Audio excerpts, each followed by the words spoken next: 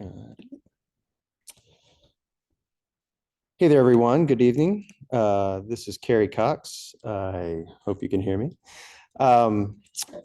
We are going to get started in just a minute, but this is the Section 106 consultation for I-49 Lafayette Connector project, state project number H.004273 and federal aid project number H.004273. So give us just a minute and we will get started. Awesome. I've got the thumbs up. People can hear me. Sweet. Thank you.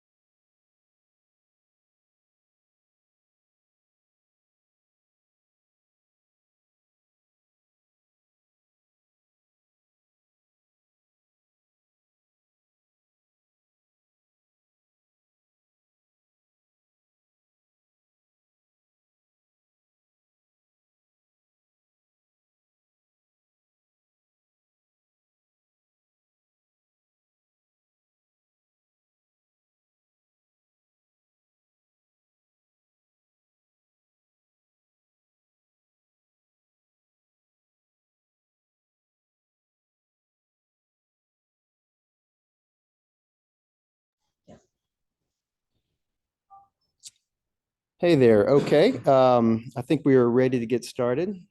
Thanks everybody for joining us in person and everybody who's joining us via Zoom.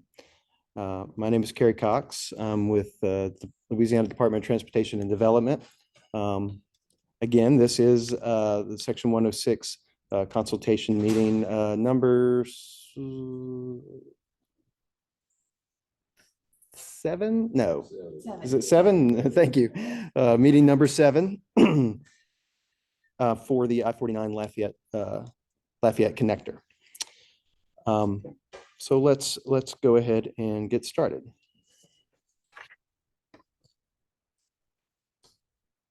So our agenda for tonight is, let me just go over it. We're going to state, what the goals of Section 106 are and what our goals specifically are for this meeting and what our current Section 106 status is. And then we're going to go over a determination of effects for a couple of tweaks to the project design, particularly around the Lafayette CBD National Register District.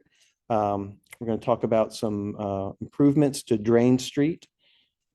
And then we're going to start talking about proposed mitigation measures for visual effects to the Freetown Puerto Rico National Register Historic District and talk about some ideas that we wanted to put out there and start getting some feedback from consulting parties and then hear what other ideas people may have, and then we'll touch on what our next steps are going to be and some action items.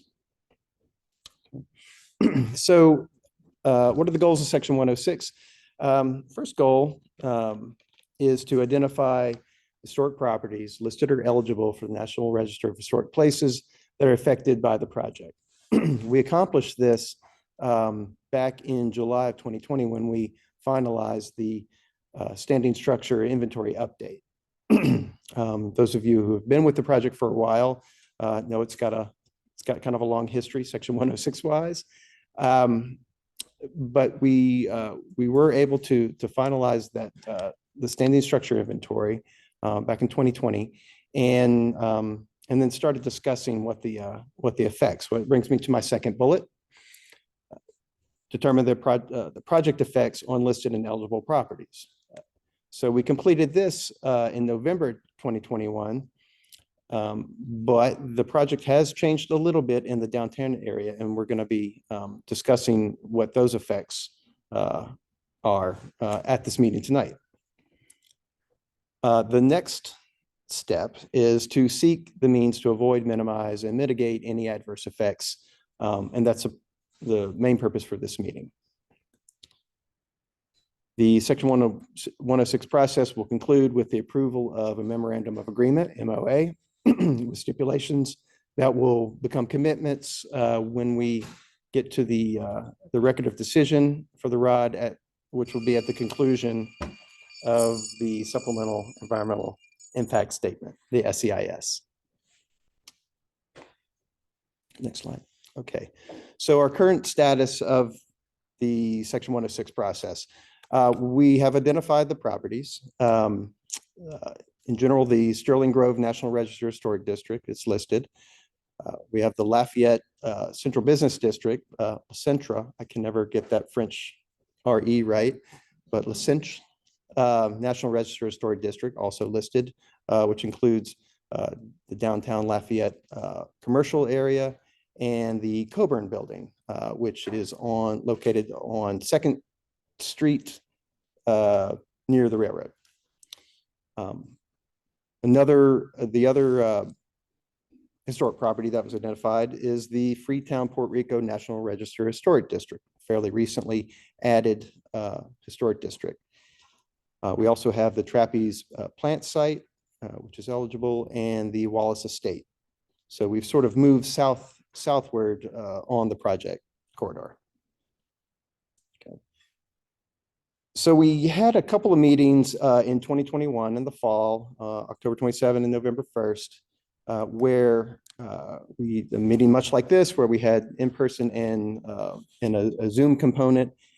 And we concluded that the newly proposed alternatives for I-49, calling them C5 and C6, that are being studied within the Supplemental Environmental Impact Statement.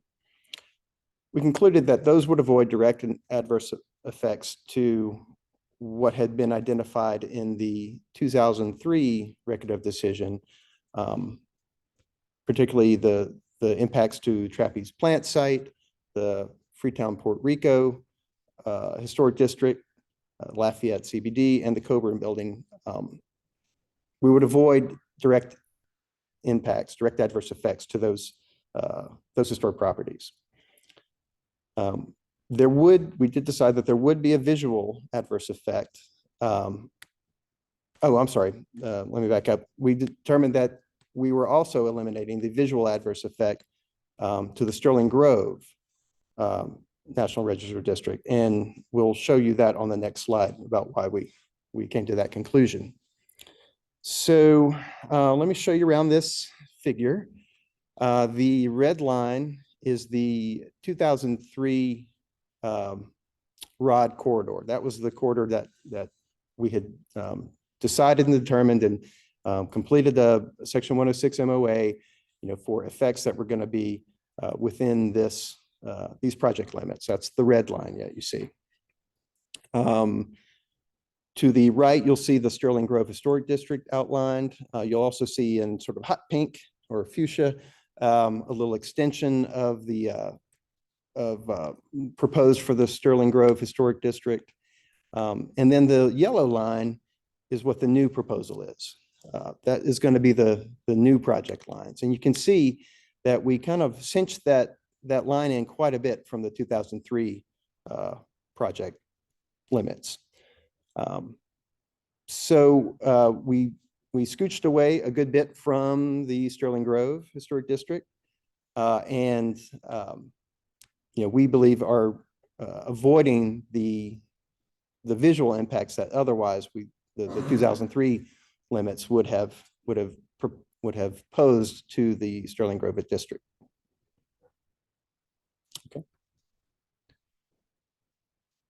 So the analysis alternatives would have an adverse visual effect on the Freetown, Puerto Rico between Taft Street and Pinhook Road. And we've got visuals that we'll bring up in a few minutes to demonstrate that. But we have a visual adverse effect just due to the proximity. We are coming right up against the Freetown, Puerto Rico National Historic District boundary. And there will be a view of the elevated structure and a view of an exit ramp near Drain Street, and then of course the southbound throughway. So to complete the determination of effects, the potential effects of analysis alternative C5 and C6 on the CBD, the Lafayette CBD National Register District, we're going to present those in the next slide. So again, the color scheme is going to be the same. The red line represents the 2003 ROD alternative, ROD project limits. The yellow represents our newly proposed limits. And you can see again, let's see, just to orient you, the visual on the left has got the Coburn building labeled along East 2nd Street, and the sort of extension of the Lafayette CBD Historic District. So you can see that the yellow line is pulled way away from that district. So we're getting away from the Coburn building, getting away from the extension of the CBD Historic District. And we believe are not directly going to impact those properties, and visually, we don't believe there's going to be an impact to those properties. And so the figure on the right shows sort of a tweak to that design. You can see just a little bit of difference in how the line is drawn, but basically they're both the same in that they pull away from the historic district. So therefore they won't have an effect, neither a direct effect or a visual effect. Next slide. Okay, so effects of the project on Freetown, Puerto Rico National Register District. So here we are. Freetown, Puerto Rico is the sort of gold shaded polygon to the bottom of the image.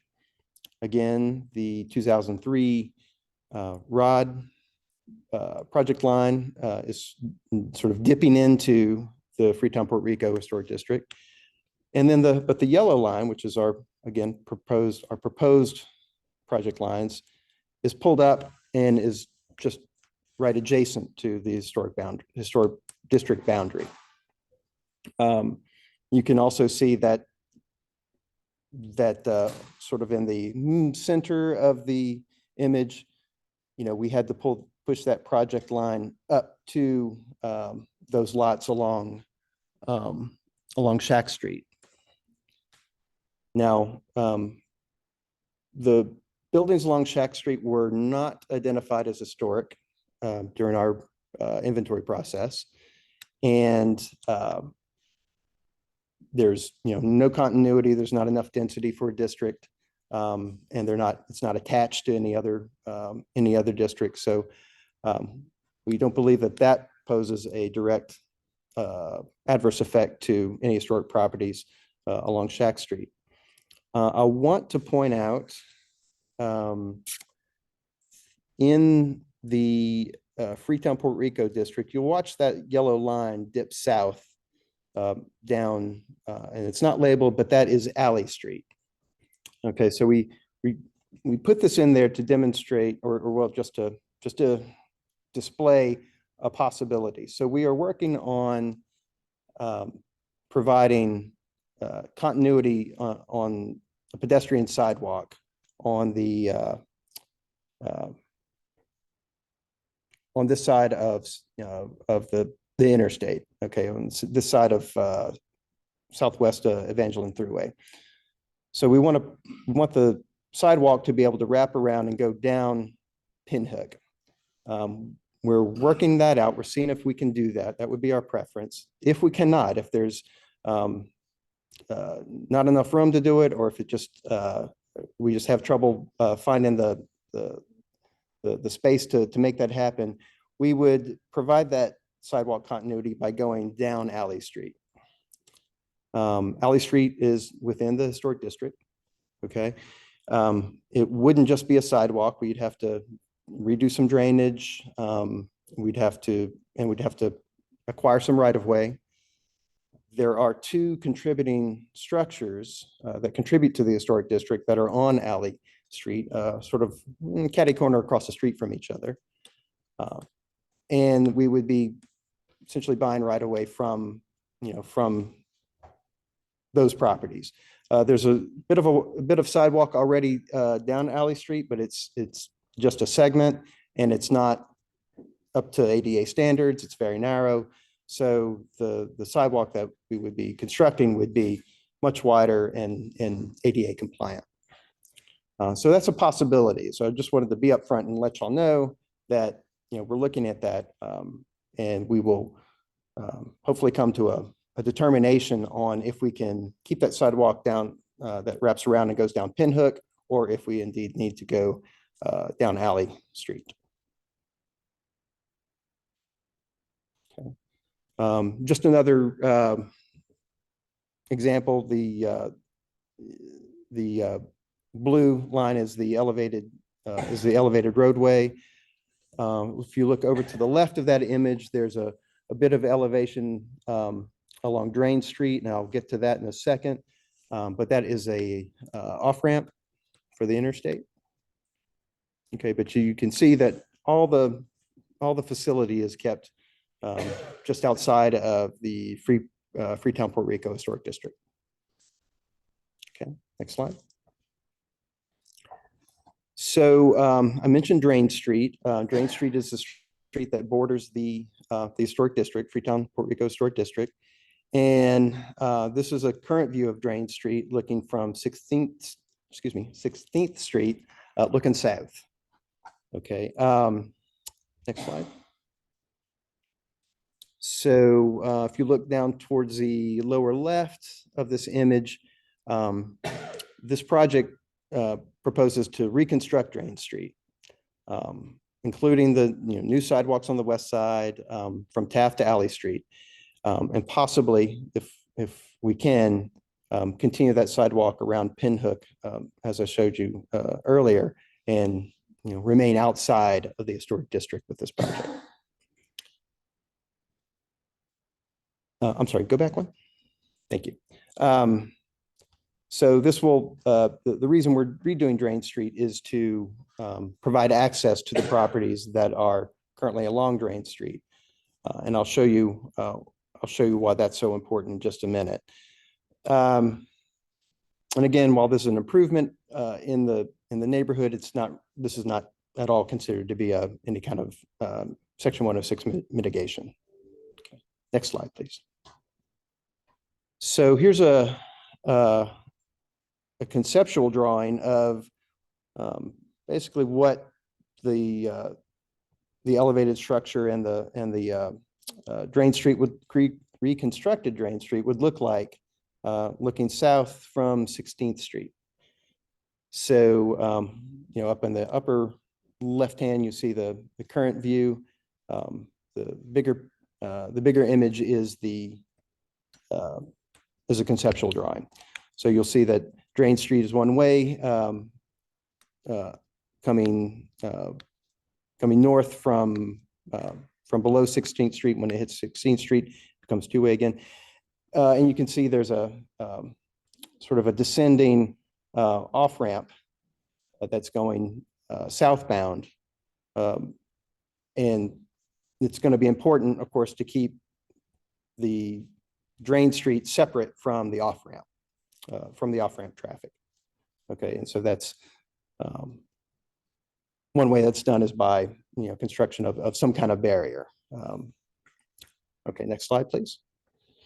So we've got I've got three slides here that are showing just in sort of section what the elevation, the relationship of each sort of component of the roadway here at Drain Street.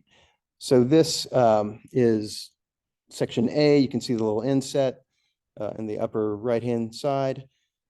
You've got, and then in the bigger image, you've got the elevated roadway to the left, the off-ramp that is descending to the in the middle, and then down toward the right, you have the Drain Street traffic. Next slide. Here you can see the elevated roadway, the elevated interstate to the left. Again, the ramp that's getting lower, and then Drain Street again. And that is section B. And then next slide, please. And then section C, finally, where you've got the elevated structure on the left. The off-ramp traffic is now at ground level with Drain Street. And you see the barriers in between, just keeping that traffic separate and avoiding any collision chances. So control of access, COA, is a policy to prohibit access as a protected roadway by vehicles and often pedestrians and bicyclists. So in Freetown, Puerto Rico, COA extends from the exit ramp and goes down to just south of 16th Street, along the thruway to Pinhook Road and west of Vermilion Street. In areas of heavy traffic, COA is typically defined and provided by a barrier to prevent the traffic from colliding, getting in each other's way. So between the ramp and Alley Street, Drain Street and thruway will be separated by a barrier that's roughly 42 inches high to keep traffic separate going both ways. So, okay, I've set the stage for this next discussion, next part of the discussion, where we're going to talk about avoiding, minimizing, or mitigating the adverse visual effects. Next slide. So the potential mitigation measures, we've shown you the conceptual drawings about what this could look like from Drain Street, right adjacent to the Freetown, Puerto Rico Historic District. And we don't have, vegetative screening is an effective tool a lot of times when you're in a situation like this. There's just not enough space to be able to do any sort of effective vegetative screening. And so we didn't really want to introduce that because it's just not possible. There's just not that space available. So we're looking for other things.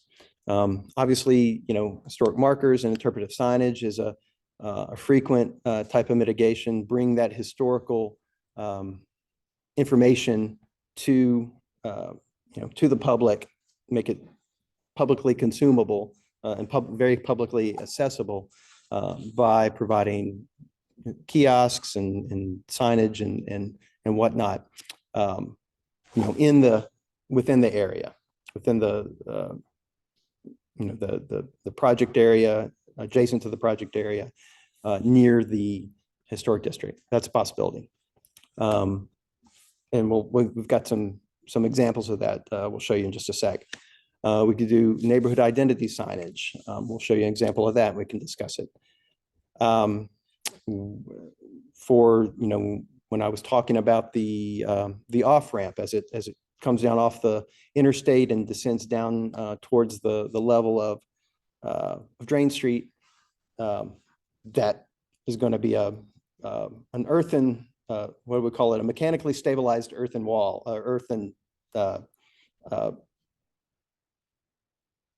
wall. The wall will be facing the Freetown, Puerto Rico, so it'll be very obvious. But there's things we can do there to maybe soften that a little bit. Okay, next slide. So here's an example of historic markers, interpretive signage. These are in an urban context like the one that we're working in, and we can. You can put anything that related to the neighborhood, related to the neighborhood history. You can just do a whole lot with these with these sort of signage and informational kiosks. And there's all manner of how you would construct these and what materials they'd be made of. And but bringing that historical context to to the street essentially, and to the people who are on that street is a great way to sort of connect people to the history of the area. Next slide. Neighborhood signage. So to our knowledge, there's not a sign that sort of establishes Freetown, Puerto Rico as a place. That could be something that we do as part of mitigation for this project, is to provide that signage. This is just an example, but there's many different ways and styles that this could be, but it's very likely that we would have room to do something like this to identify Freetown, Puerto Rico as a place, and again, sort of connecting people to the historic district and to the significance of this location. So I mentioned the wall, the MSE wall, the mechanically stabilized earth wall, that's going to form the off-ramp. We got a lot of options there. It could be just a plain wall. There could be some kind of repetitive pattern formed in it, stamped in it. We could also, a mural would be possible to do. What's on that mural would be, I think, up to the community, and could be very possibly sponsored by the city in terms of design and content. We've got some mural examples we'll show you in just a second. In fact, let's go ahead and go to the next slide. Here's some examples. It's easier to talk with these examples in front of us. These are form liner sort of formed into the concrete. And these are obviously they seem to be from out west. So they've got these Western motifs, but and Western imagery, but we could certainly, something like that could be possible to stamp into this mechanically stabilized earth wall. It doesn't have to be just plain concrete. We can make it interesting and make it meaningful to the community and to the historic district. Next slide. These are some mural examples. Murals can have lots of symbology that's relevant to the historic district, or it can be more of a historical vignettes, like you see on the lower right-hand side of the image,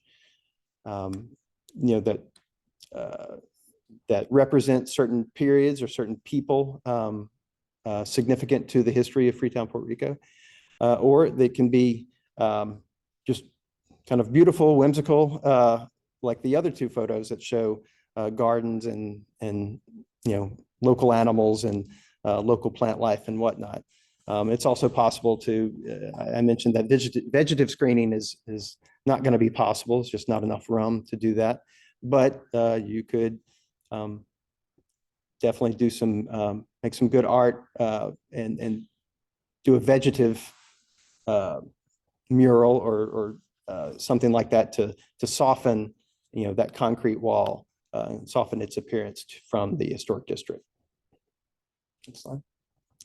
Another possibility, and this is not like the others in that it doesn't necessarily take place in the location of the historic district, but there is currently a pretty thorough historic context that's been written about Freetown, Puerto Rico.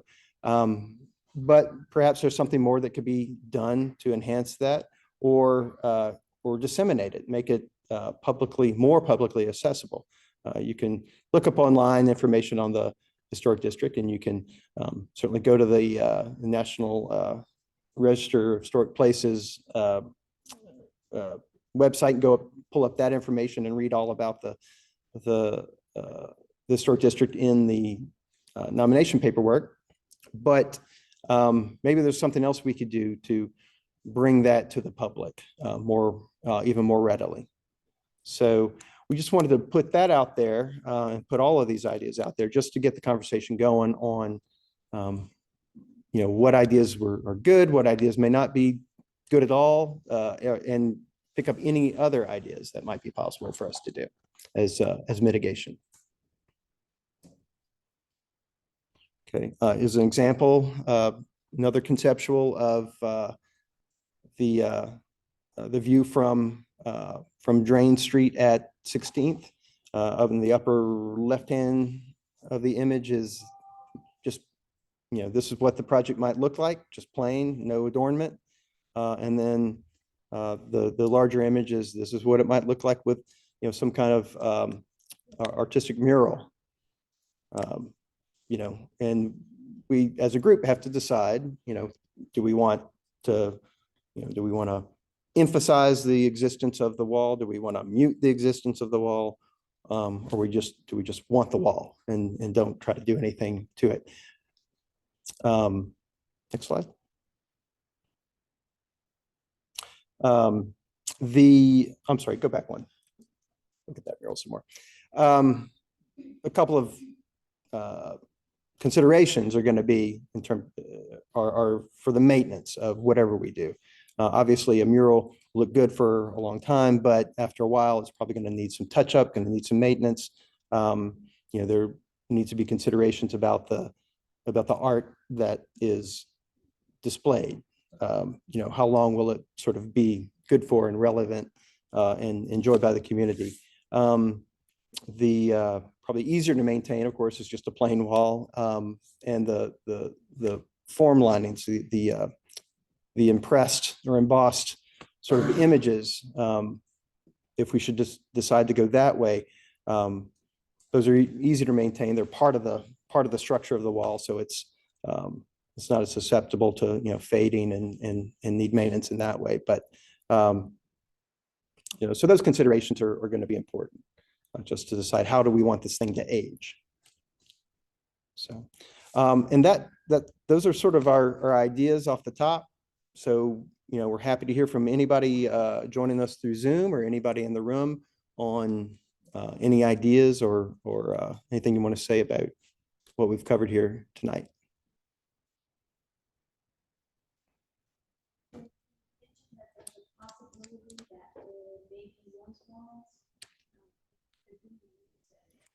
Yeah, that's a good point.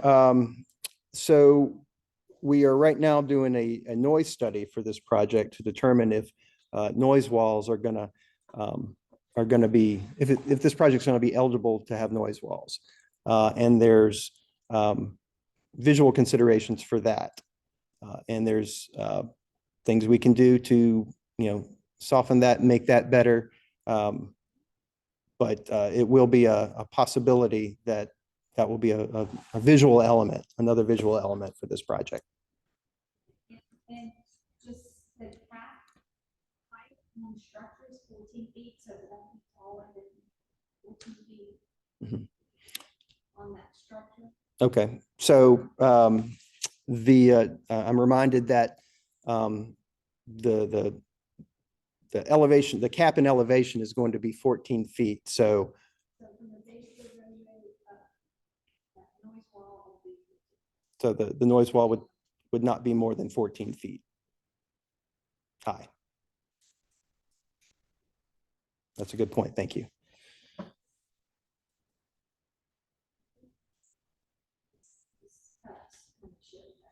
Yeah.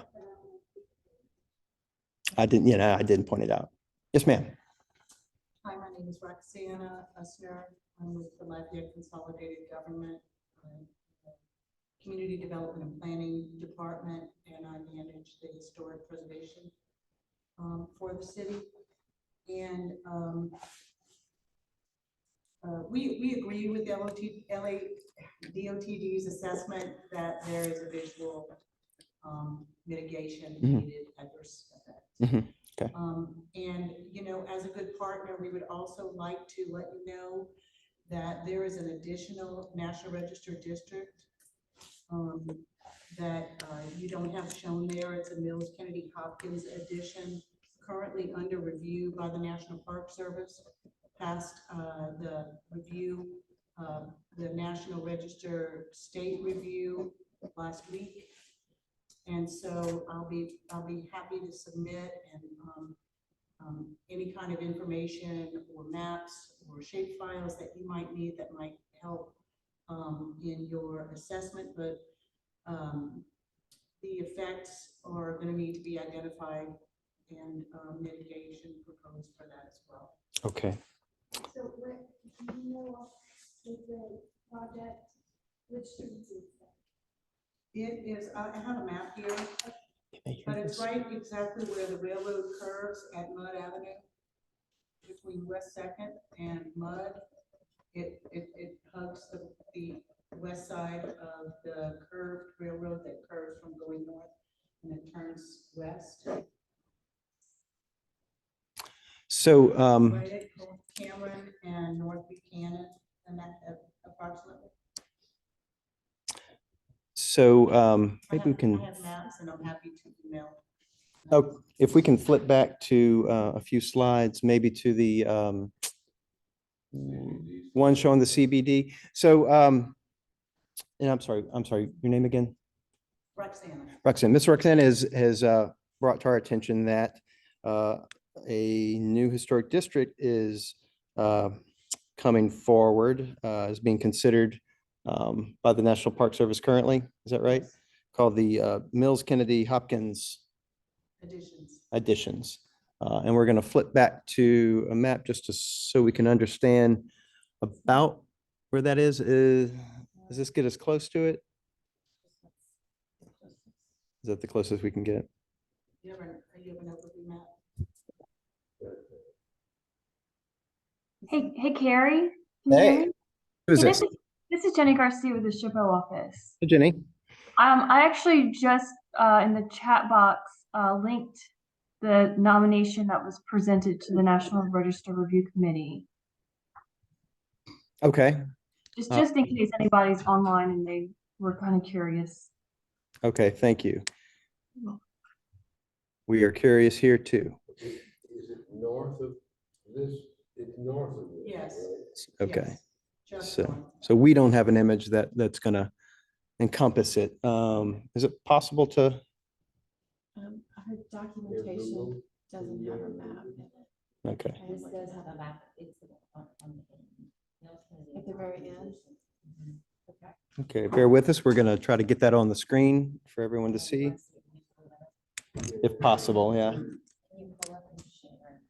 Carrie, I don't know if you have access to the chat box, but there are maps in the National Register nomination at the end. Yes, we've got people trying to share that. Okay, I'm just Thank you. making Very sure. helpful.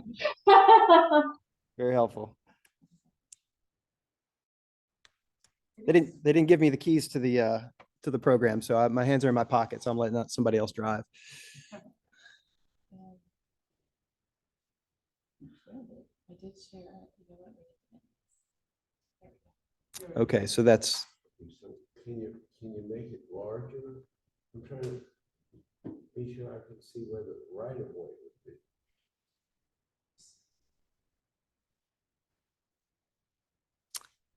yeah, I'm trying to understand the relationship of this to the, The right, okay, this is the right. There's more maps too. This is the right.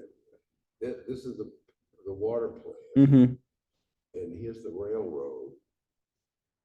So this doesn't get close to the highway, really. Okay, The highway's over here. okay.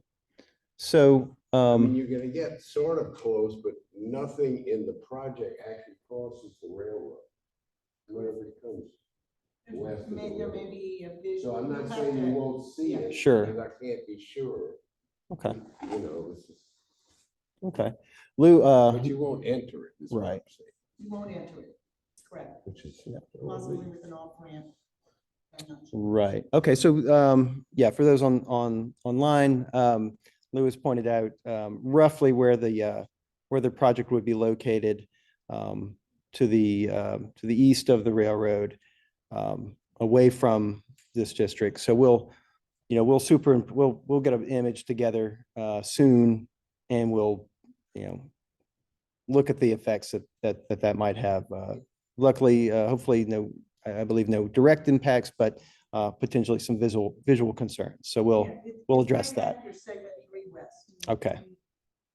Excellent. Thank you.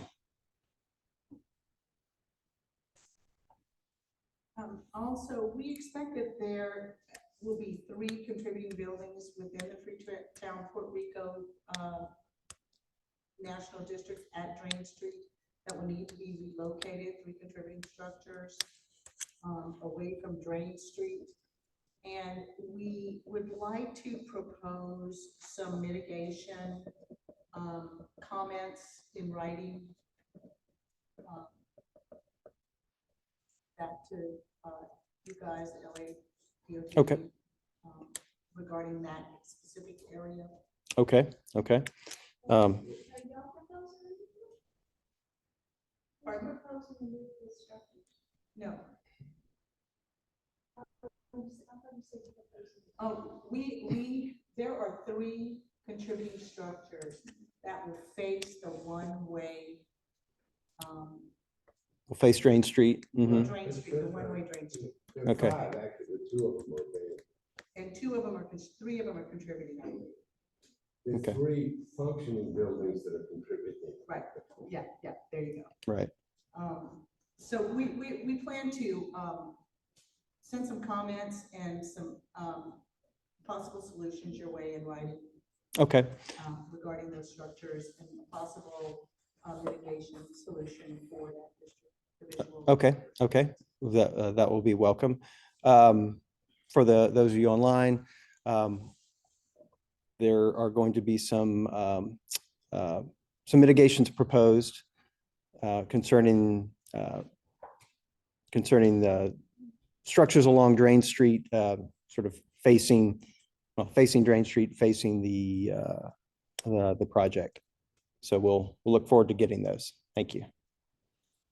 Don't have a deadline for that. As soon as possible would be great, just so we, can go ahead and address it and bring it to the consulting parties. So Within 30 days. that'd be great. Oh, I was hoping for a week. Um, Try for 2 weeks. anything you could do to get us that information, in any form, the most complete form that you can bear would be great.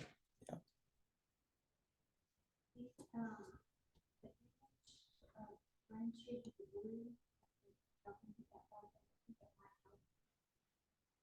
Yeah, we're gonna flip back to an image that we covered for Drain Street, just to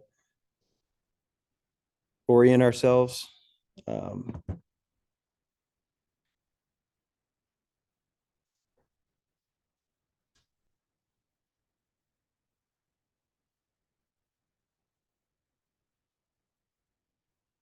Just give us a second while we navigate back to it.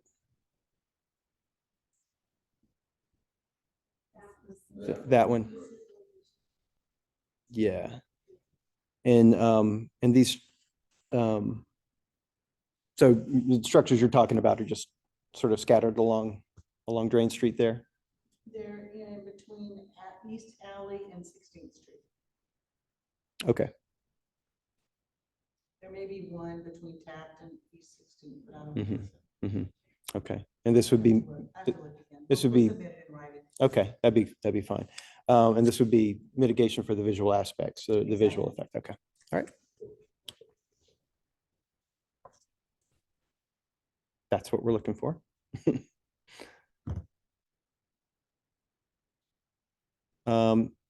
Anyone else have in the room or with us on Zoom have anything to add to that?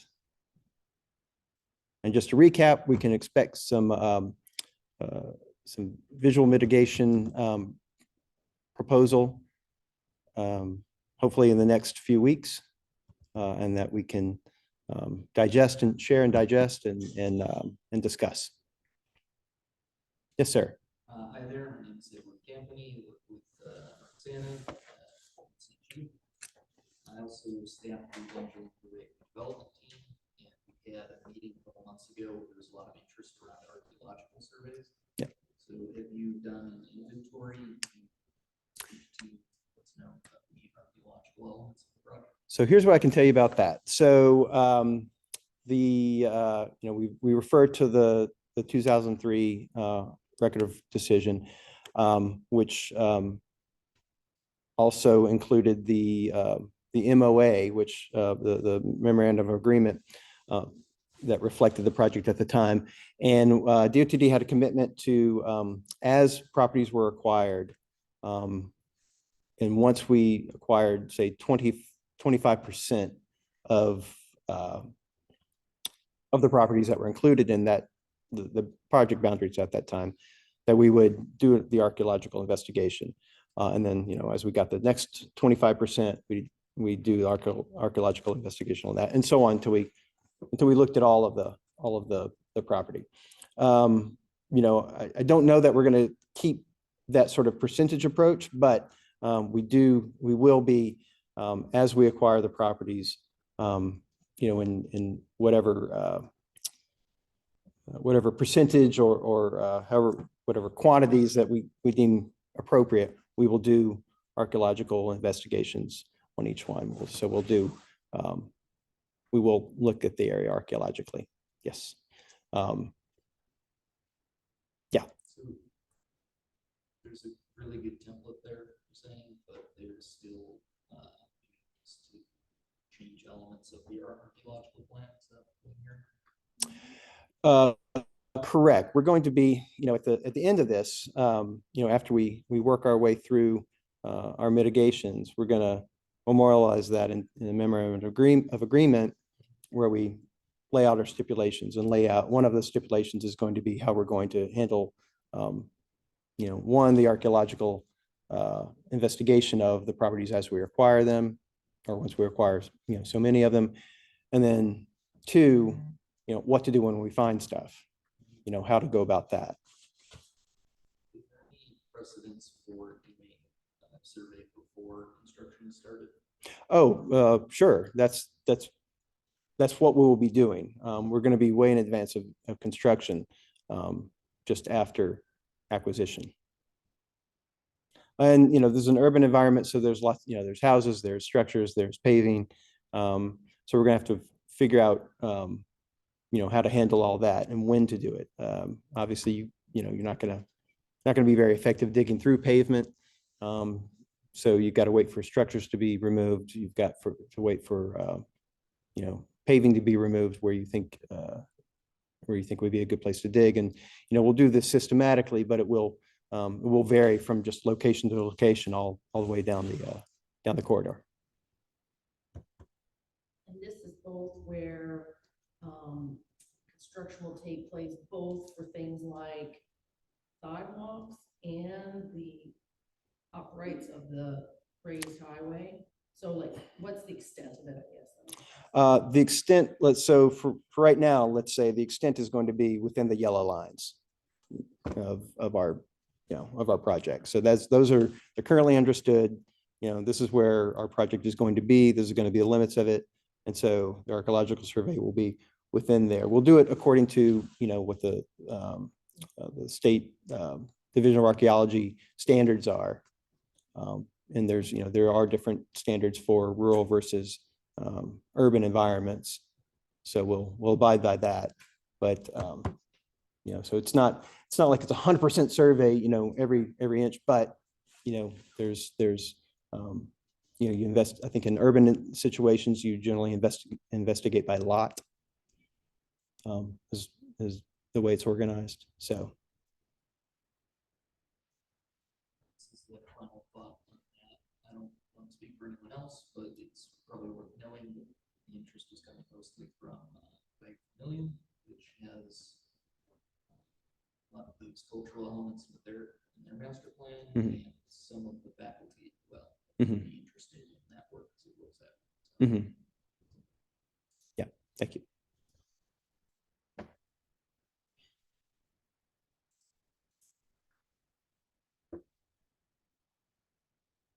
Okay, so we've sort of addressed a few questions on the archaeological aspect, our plan to do survey as properties are acquired, and we will line out the the process and how that's done, and what to do if we find archaeological remains. As we move further into the MOA development.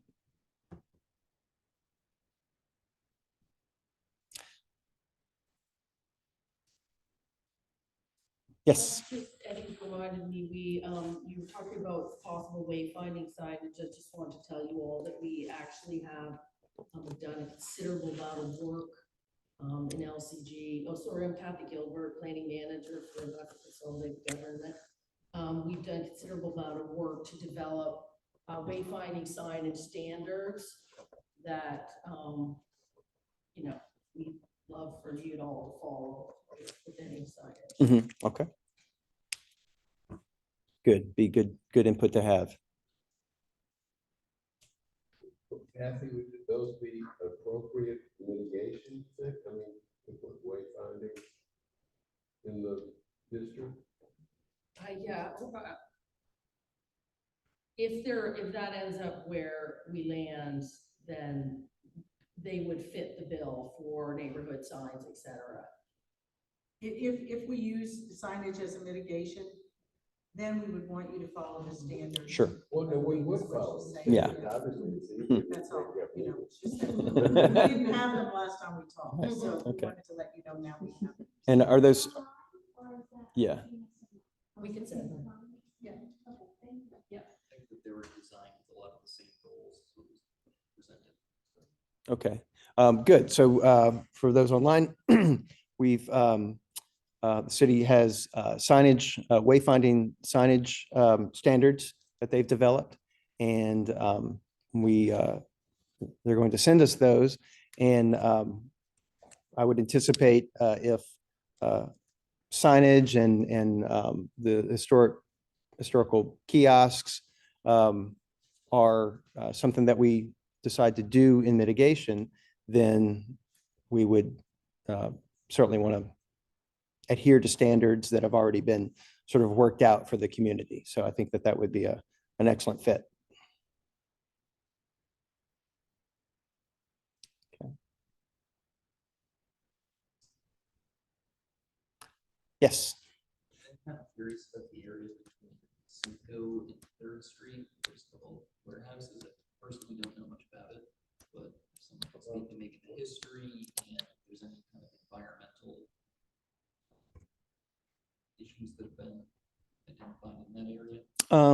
Let's see, maybe we can go back a couple slides around, did you say Second Street? Yeah, like Simcoe to Third, there's a grouping of villas Yeah. there. No, go back. It's the Coburn. Yeah, it's the sort of the Coburn area. Yeah, here? Okay. Yeah, I was thinking you could tell us about that. Let's see, offhand, I'm not prepared to talk about it. But from the Coburn building in particular, it was I want to say a turn of the 20th century, 19 teens produce warehouse that was within the DOTD 2003 ROD project area, and so we did acquire. We currently have it. I can't specifically speak to any more than that on its history, but we can share some information that we had during our inventory with the consulting parties. If you have any access to, I know we shared a lot. Actually, we have a lot of the information is online in the I-49 website. Yeah, thank you for reminding me. You can go to our website. You can go to the section 106. I think it's called section 106 documents, and pull up. I think the entire historic resource inventory is on there. Yeah, plus the application for the downtown district. That's right. Yeah. Has a lot of information. Yeah. If you go to the, particularly easy to navigate is the Division of Historic Preservation, their website, and you go to their interactive map. You can zoom in on that area and click it, and it'll bring up all the documentation, all the National Register documentation. So that's available.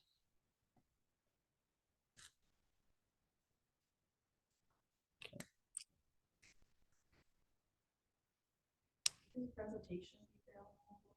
Yes. Yeah. Yeah, it'll be available again through the I-49 connector, LifeHit connector website under the Section 106 documentation. I think we've got other presentations that I believe we have those on there. Yeah. So previously, if you just wanted to stroll through memory lane, but you can see how far we've come. You can see the progress I think the project has made. Slow, but it has made progress. Anyone else online have anything they would like to add regarding, so far our assessment of effects, mitigation proposed? Be happy to hear from you.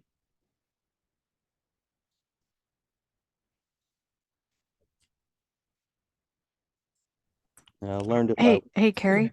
Hey. Hey, Hi, this Rick. is Reagan. I just you might not be prepared to talk about it, but just wondering about 4F impacts. Are we doing that with the 4F evaluation, or is that going to be rolled into the MOA? How do we do that? Well, we won't be able to roll we won't be able to connect 4F in the MOA since they're so separate. But I would imagine that any of the stipulations, mitigations that we accomplish with the MOA would be reflected. Yeah. To the historic property, then the MOA is usually the mitigation. Yeah. We will attach the MOA showing how we're mitigating the historic property. So they overlap in that respect. The MOA is not enough for it, but the 4F, if it's applicable, will have. Yeah. And showing how to mitigate. Right. The mitigative actions that the MOA will prescribe will be, we'll incorporate those into the 4F if there's a 4F use. Yeah. Right. Yeah, and visual is not considered a use, but direct impacts are. So I think if we, going back to that alley street sidewalk issue, I think if we wind up having to do that, then there will be a 4F use and therefore a document. And as I said, we're trying hard not to do that. We're trying hard to keep that sidewalk continuous, but outside of the district. But thanks for your question, Reagan. Okay, thank you.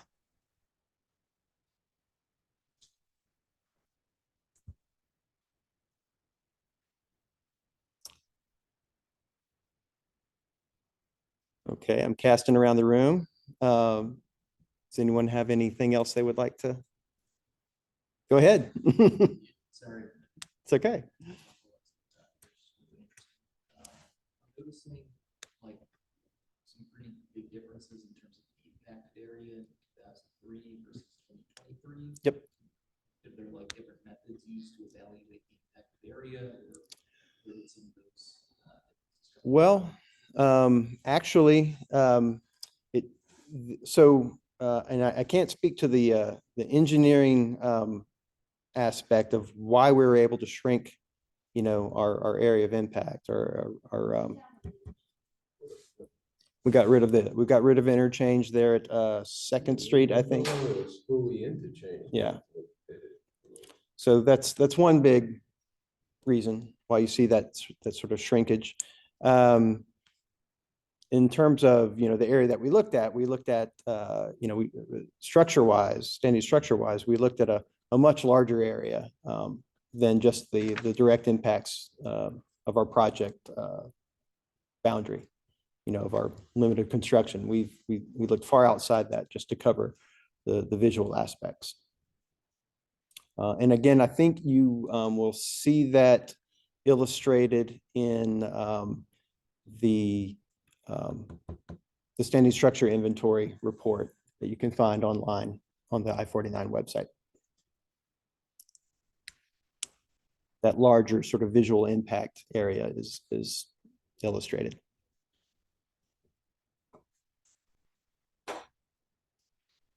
Lastly, are there any other meetings like this that are scheduled?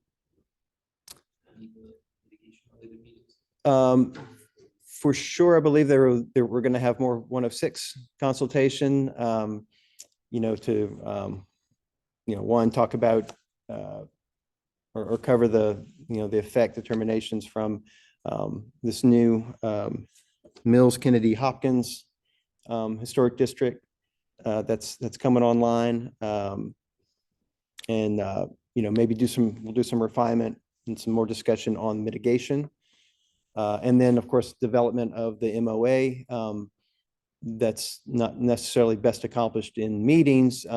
That's more accomplished in sort of passing around the MOA to the signatories and the concurring parties. But yeah, I would expect some more 106 consultation, and then I'm not sure what to say about the additional NEPA public meetings, or I imagine yes. Okay. So. It meant to be one, but we wanted to draft MOA first. Right. So we're this process, 106 process, we're working towards a draft MOA. Yeah. No, you do the memorandum of agreement first for 106 for the store price. Yeah, it's just for 106. Yeah, and then moving you incorporate that into your NEPA document, to your ROD, and then so they got to get us out of the way first. Okay. All right. Anyone else online? I know I keep asking, but y'all keep delivering, so we're here to talk.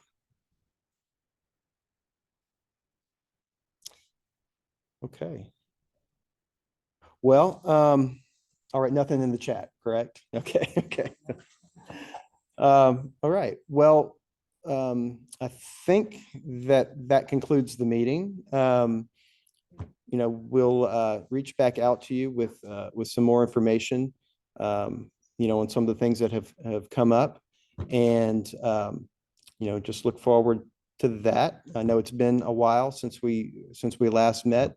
We intend to not take that long again. I think that we're on a good pace to work through our mitigations and then start working on our MOA development, and get our stipulations inked out and turn those into commitments and roll forward. So thank you very much for tuning in. Thank y'all for coming out.